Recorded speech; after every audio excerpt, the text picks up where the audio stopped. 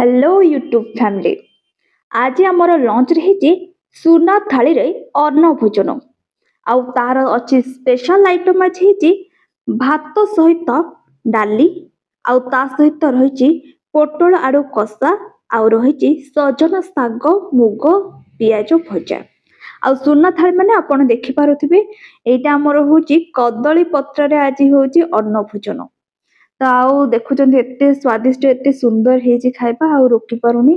तो चलंतु थरे खाइकी टेस्ट करी देखिबा केमिति लागुची।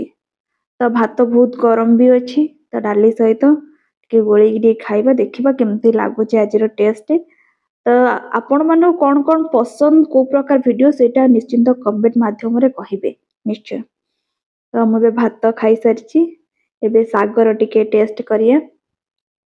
तापरे पोटल आलू हेची कषा।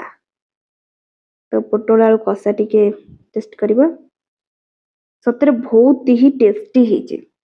तो कमेंट करी निश्चय जणाइबे।